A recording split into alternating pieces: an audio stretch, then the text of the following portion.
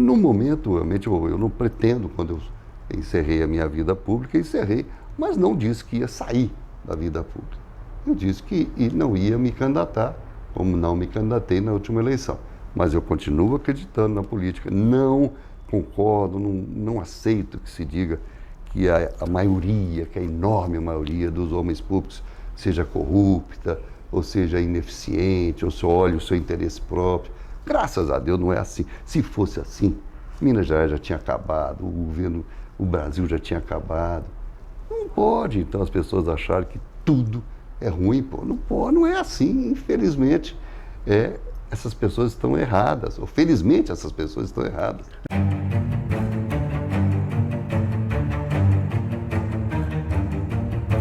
Olá, pessoal. Hoje estou tendo a grata satisfação de entrevistar o governador Eduardo Azeredo, que foi prefeito da capital mineira, Belo Horizonte, governador, senador e deputado federal por Minas Gerais, um dos fundadores do PSDB. Muito obrigado, governador. Legal, tudo bem, bom recebê-lo. O senhor ficou um tempo convivendo com a alta cúpula, tanto do poder estadual quanto do poder nacional. E teve um período que o senhor foi encarcerado. Sim. Como que foi isso para o senhor? Diga para o internauta. Olha, eu lancei até recentemente um livro, que é o X no Lugar Certo, Desafios e Memórias da Vida Pública. O que é que eu escrevi nesse livro e qual foi a motivação? Eu escrevi até por sugestão do ministro Carlos Veloso, que foi presidente do Supremo Tribunal Federal, que ao me visitar no Corpo de Bombeiros, na Academia do Corpo de Bombeiros de Minas Gerais, onde eu fiquei detido realmente a partir de maio de 2018, durante mais de um ano, ele não me disse: aproveite esse tempo, escreve a sua vida, escreve seus sentimentos. Olha, é uma das coisas mais difíceis da vida, você enfrentar uma injustiça. Você saber que não tem culpa, você saber que não fez, que não se enriqueceu. Você ter muitas pessoas que dão esse depoimento, como o próprio ministro Carlos Veloso, e mesmo assim você ter que se submeter a uma decisão de alguns. Então o que aconteceu foi exatamente isso. Eu passei um período muito duro, né? Os primeiros meses são mais difíceis mesmo. Eu ficava no subsolo do prédio e tinha uma cama beliche, depois é que se retirou a parte de cima, e aí todas as regras, quer dizer, só pode ir ao pátio para caminhar 1 hora por dia. A igreja, que tem uma capela bonita até, a Capela de Santa Águida, eu queria ir à capela, não me autorizaram na época, né? Ir à capela, depois não, foi tudo autorizado, que era exatamente o momento de pensar, de refletir, sabe? Então foram momentos muito difíceis que eu vivi, mas que só fortaleceram a minha crença na importância da atividade pública. Então o senhor se sente injustiçado, traído? Sim, claro, seguidamente, né? Eu fui uma compensação às mazelas do PT, digamos assim. O PT era o partido da época, que estava no poder. Durante 11 anos eu fui oposição ao governo do PT, e sempre numa oposição racional, democrática. Isso não fez com que eu não tivesse relações. Eu tenho boas relações com o próprio PT, com o próprio presidente Lula, eu tive boas relações. O ex-prefeito Patrus Ananias também foi uma pessoa com a qual eu sempre tive uma boa convivência. Mas naquele momento ali, alguns do PT, não todos evidentemente, perceberam aquela avalanche de acusações e aí resolveram: olha, nós temos que arrumar um contraponto. E aí, como eu era o presidente nacional do PSDB em 2005, eles vieram para cima de mim com as acusações sobre a questão da campanha de 1998. Quer dizer, eu não tive nenhuma acusação sobre o governo do Estado, sobre a Prefeitura de Belo Horizonte, sobre o meu mandato como senador, todos eles, graças a Deus, bem avaliados e aprovados. A acusação que eu tive foi sobre campanha eleitoral. E campanha eleitoral, no estado como Minas Gerais, você sabe que não é, todos sabem que você não consegue controlar tudo que acontece. Então foi basicamente o que aconteceu, foi isso. Foi uma acusação sobre doações feitas na campanha, que foram legítimas, mas que não foram devidamente esclarecidas na época, e que não fui eu o responsável nem por buscar essas doações. E que todos os candidatos recebem doações, ou recebiam na época em que era permitido ter doações particulares. O que o senhor tem a dizer sobre esse financiamento de campanha? Nós conversamos disso recentemente, Sim. em outro encontro. Financiamento privado, financiamento público. Qual é a solução que o senhor acha para o Brasil, olha, nesse momento? Mauro, se tivesse uma solução, acho que todos os países do mundo tinham buscado. Na democracia, que não há outro regime melhor e que também tem os seus defeitos, né, você tem que ter representantes populares. Com esse mundo de gente, como é que você faz para ter representante popular? Para mostrar as suas ideias? Você tem que fazer campanha. Para fazer campanha, você tem que ir às cidades, você tem que ter logística, tem que ter pessoas que propaguem as suas mensagens, você tem que fazer programa de televisão, programa de rádio, essas coisas todas. E aí, o sistema que funciona nos Estados Unidos é o sistema de financiamento privado. O sistema do Brasil já foi de vários jeitos. Foi privado, tinha esses problemas de algumas pessoas que realmente não utilizavam bem o recurso, que não é o meu caso, tanto que a minha vida é conhecida de todos. E agora nós entramos num sistema de financiamento público. Só que o financiamento público eu defendo, eu acho que foi uma boa ideia, ou é uma boa ideia. E também existe em vários lugares. E aumentaram, né, salvo engano, de 300 milhões. Pois aí que é que veio. Entendeu? Qual foi o problema do sistema anterior? Foi o exagero das campanhas. Talvez a partir da campanha de Collor, por ali, foi um marco, em que as campanhas ficaram muito caras, muito ricas, muito exageradas. E aí agora vem a mesma coisa. O financiamento público é bom, é correto.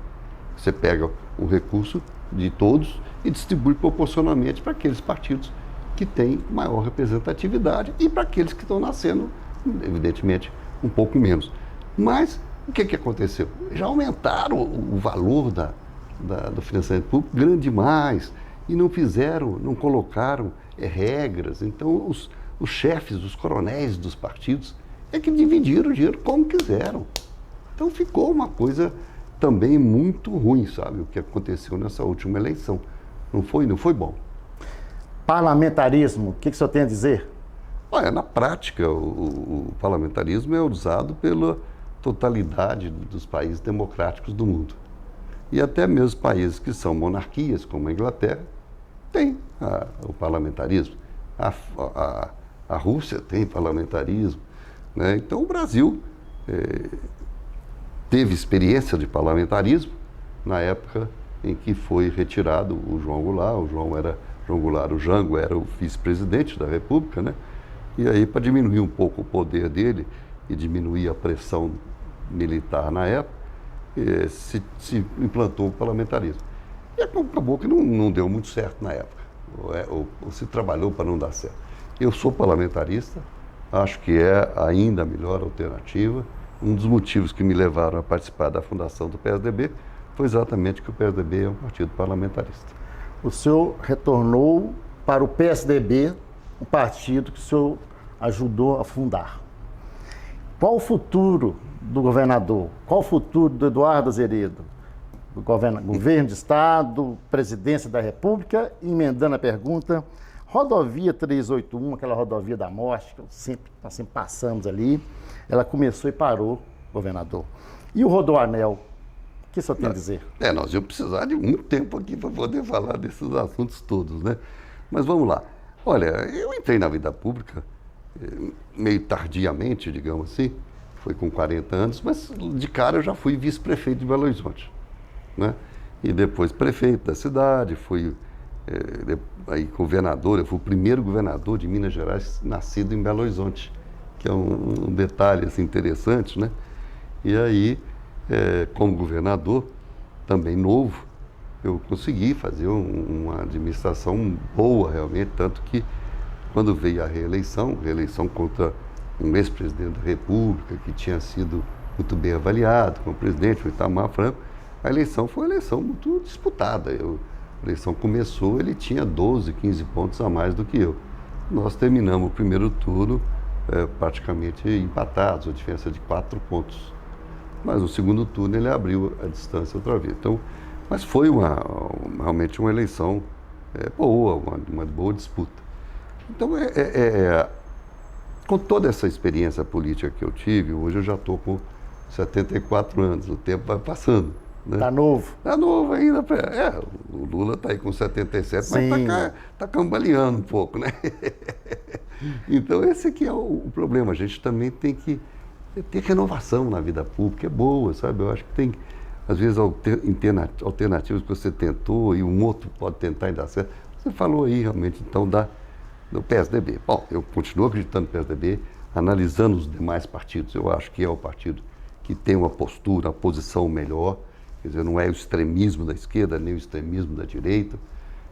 É um partido que produziu muito a favor do Brasil, mas que teve realmente aí uma redução grande nos últimos anos de representantes, de deputados. Ainda tem 3 governadores importantes, o Eduardo Leite, do Rio Grande do Sul, 3 nomes novos, a Raquel Lira, de Pernambuco, e o Eduardo Riedel, do Mato Grosso do Sul. Então, veja bem, Romualdo, o partido está vivo, porque quais partidos aí hoje prevalecem? Partido de verdade, e não ajuntamento, né? São poucos, realmente, né? Aí eu continuo acreditando no PSDB, mas reconheço que o partido vive um momento difícil e que está agora, com base nessa renovação, esses 3 novos governadores, deputados novos, prefeitos novos, está exatamente se reorganizando dentro da pauta, dentro do plano, que devia ser o que todos os partidos fazem. Você tem um programa, o nosso é parlamentarismo, social-democracia, nem esquerda nem direita, partido de centro, com tendências para a esquerda. Então, essa origem do PSDB, ela continua viva. Então, eu continuo, permaneço no PSDB, voltei para o partido, saí um período exatamente por me sentir um pouco abandonado pelo partido, alguns que tinham aí problemas da chamada Caixa 2, muito maiores do que houve na minha campanha, se fingiam de que não tinha nada acontecido com eles e tudo, e me deixaram praticamente sozinho, quando era uma questão que eu estava sendo perseguido por ter sido presidente de um partido grande, que era o PSDB. Então isso aí me fez sair do partido, magoado um certo tempo, sim, e depois eu voltei nessa análise de que continuo achando que é um partido que mais fez, que mais obras deixou. Aí eu entro na nossa questão da rodovia da morte, da BR-381. Sim. E aí vem a questão assim, a gente não pode desistir. Quer dizer, eu saí do governo do Estado em 1999, janeiro de 99. Mas eu deixei naquela época já todo alinhavado um projeto para duplicar a BR-381. Eu acertei com o presidente Fernando Henrique na época. Ele passou a rodovia, que era a BR, para o Estado realizar. Ele se comprometeu a nos dar recursos. As empresas privadas da região, num início de PPP, depois que se falou muito em parceria público-privada, a Uzi Minas, a antiga Belgo Mineira, a antiga Cesita, a Uzi Minas, todas essas grandes empresas da região se posicionaram, a Cenibra, se posicionaram a favor de dar recursos para poder fazer essa duplicação. Eu consegui da Vale do Rio Doce 200 milhões na época da privatização, também para essa duplicação. Mas aí o problema da alternância do poder teve um lado ruim, uma descontinuidade. Então, quando terminou o meu governo, esse projeto ficou parado. O recurso foi distribuído para dezenas de municípios, esses 200 milhões, que já estavam depositados no Banco de Desenvolvimento de Minas Gerais.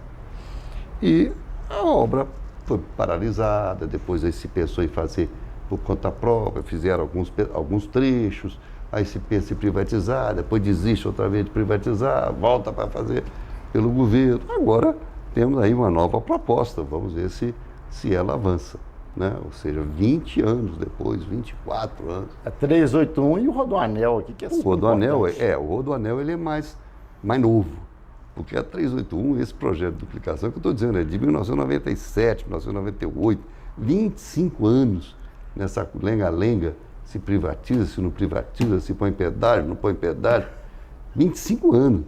Agora o Rodoanel não, ele foi concebido mais recentemente, ainda no governo de Anastasia, do PSDB, depois o Alberto Pinto Coelho, e aí ele continuou, e hoje ele foi realmente já licitado para ser feito pela iniciativa privada.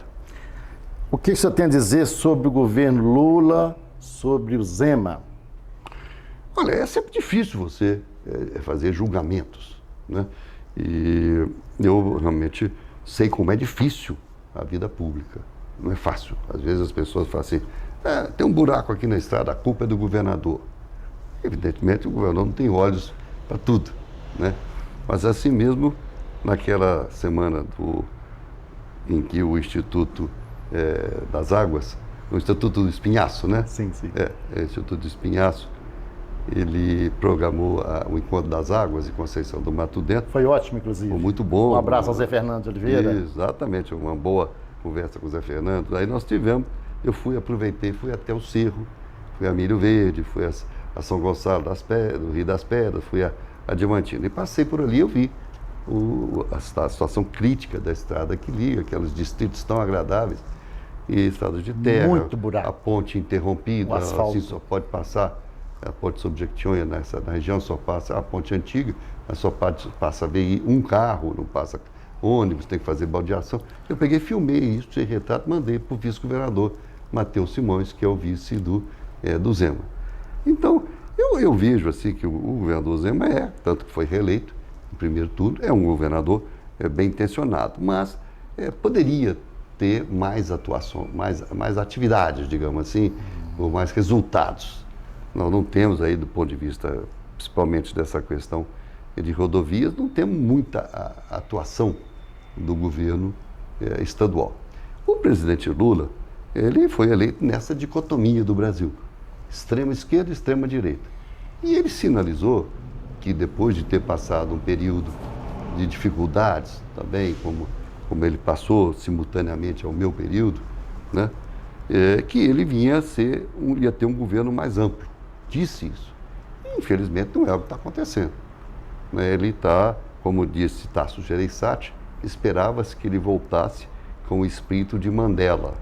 Mandela ficou 28 anos na cadeia e voltou perdoando todos e fazendo um governo de união nacional. O Lula ficou 1 ano e meio e voltou com muita raiva. Isso é que está prejudicando muito o governo dele. Então ele não está fazendo um governo de união até aqui. Mas nós chegamos numa posição em que o Bolsonaro também tinha aprontado tanta confusão, né? Usar a palavra confusão, e que não dava também, não conseguiu ser reeleito. Então nós ficamos numa posição que agora temos que acompanhar e torcer para dar certo. O senhor é um homem do diálogo. Sim, graças a Deus. Eu aproveito para falar publicamente que tem a minha consideração. Eu tenho a liberdade de chamá-lo de amigo. Sim, é uma grande figura. Responda para o internauta. Nós vamos votar no governador ou no presidente Azeredo? A vida pública ela tem todo um encaminhamento, tem momentos, tem climas, né? Veja, nós vivemos no Brasil um clima realmente de desenvolvimento com Juscelino Kubitschek, depois vivemos um clima com o regime militar, depois um clima forte com a redemocratização, mais recentemente, então, essa demonização, essa criminalização da política.